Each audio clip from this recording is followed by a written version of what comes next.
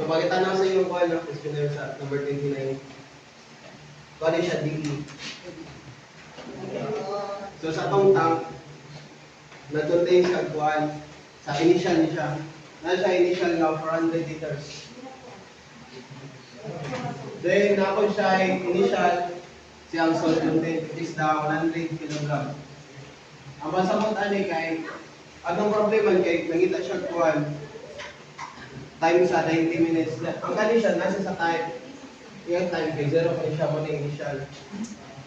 Then, murag pa sa rate of change. Pagkatapos na ito ang kuhan, time sa 90 minutes. So, pila na ang yung kuhan, salt content.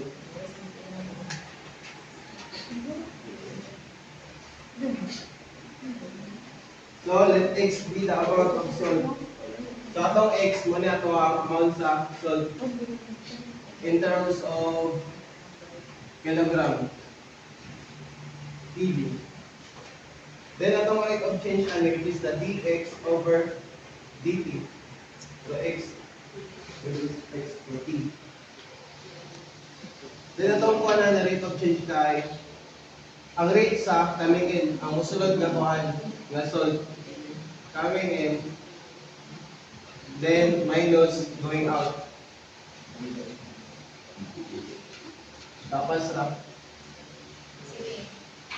Then sa atong coming in, di ba natin given nga kuhan, sa iyahang kuhan to siya, 12 liters per minute. Pakilan to sa yung kuhan. Natin, water containing 125 grams. So, ang kanang 125 grams, ilang na sa kilogram? Di ba? 0.125. 0.125 kg over minutes. Then, natay kuhan. When na-flow siya, na siya kuhan 12 liters per minute na ron. So, 12. So, mo ni ang isulod sa itong tank. Kani siya. Then minus maligawas. Which is sa X. Kung nakabalo, kung sa'yo magawas pa. Then ayaw initial, di ba? 400. Di ba? 400 initial.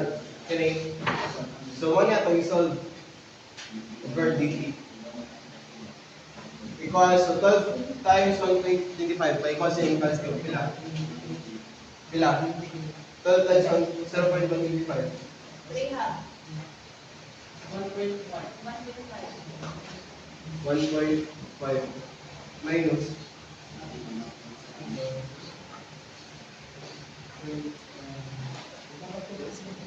kaya na di ba, nakabalot ang per liter kay ang per minute kinay 12 liters. So times ko na ito na 12. Gets ra? Pwede ka na ipilaman niya, simplify na niya, simplify. By 4. Natin sa 4 pod. So, ipilaman niya 3 or 3x over 100. Di ba familiar? Isang ni siya. First order linear DE. Or, na siya equal na ni standard equation mo. dx over dt. Dx over dt plus p plus p times x equals u of times p. Di ba? So, linear DE siya first order. So, i-form natin siya ginanin. So, dx equals dt. Kali, balik natin ito plus 3 over x over 100 equals 125. So, na tayo equation. Atong pakita natin ang kuha na lang ni linear DE. Now,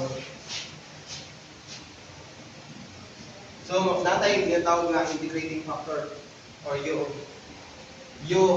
T. Familiar mo?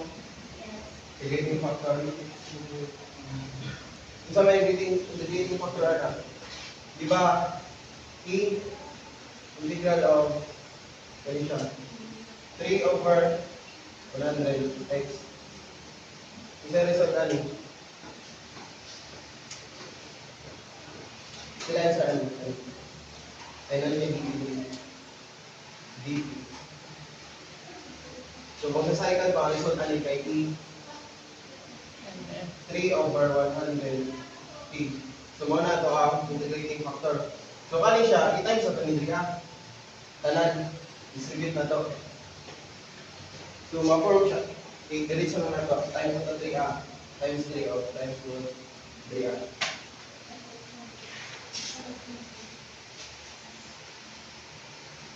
So, ang result ani, E 3/100 T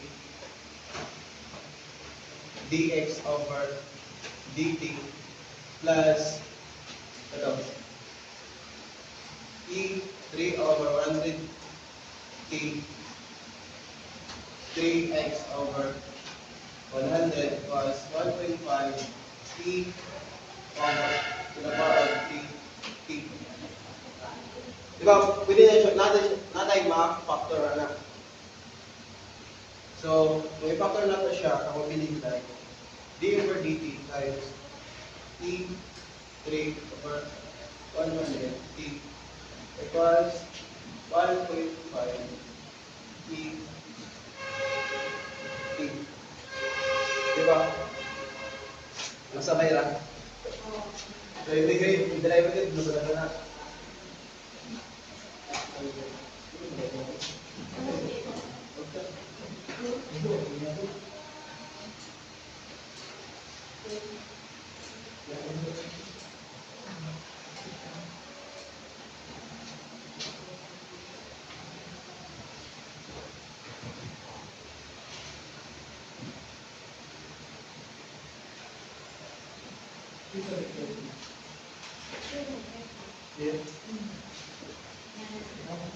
Kani, kapalo pa mo ani pag-derive ani, pag-integrate ay, pag-integrate ani.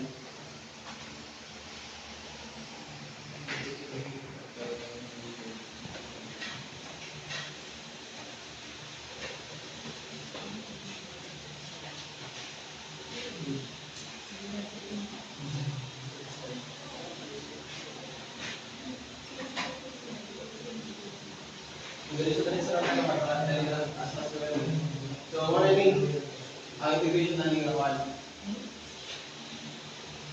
Then, kung nagamot ay common, pwede na ito siya divided by both side by t the power of 3 t. Di ba? Para makansel mo siya. So, ang pili na lang, x equals, kanina yung result ani. So, dito ni, 1.5 times 100 over 3. So, makansel na mo rin siya. So, plus 3 over 1. Kailangan? 50. So, tayo ko lang, di ba na? Tapos, pwede ba ito dito sa ka? Kanina, negative na naman siya. So, may mo siya x equals 50 plus c e negative. 3 over 100. Di ba? Yes. Then, natay, makita na ito ang c, instant. Di ba natay value sa initial? Kung t na ito kay 0 equals 100. Repeat natin sa 100. 50 plus c. So, kanin, 0 lang yun siya. Pila ba lang 1? E raised to 0. Di ba 1? 1. So, 1 lang siya. 1 times c. So, c equals 100. First, minus 50. C equals 50. So, na tayo, ang kanin c equals 50. So, x equals 50 plus 50 e raised to 100 over t. So, kung sa pwede makita sa question, kung sa may value sa t daw, say mo na 90 minutes. So now, isabi niya talaga 90 sa t. Pag-isab sa iyong file, sa ikagaling t.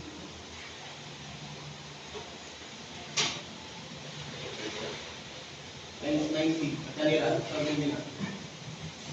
Ilan value na?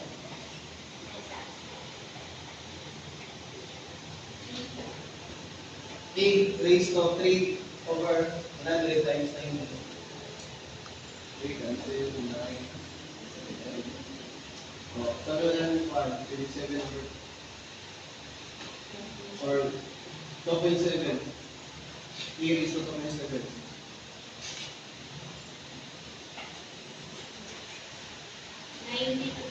Ilang? Ayan. 14.88.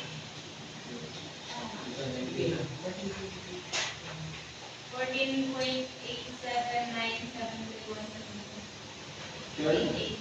Sure ba? 14.88. Ito nasa sa kuhan.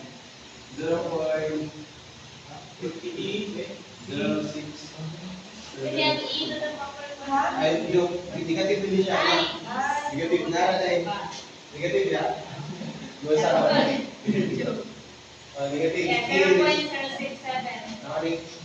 Times 50. Times 50. Yan. 3.36.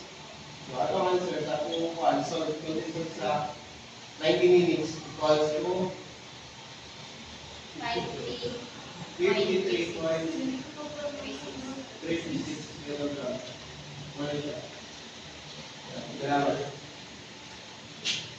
Pangutan na. Pangutan na.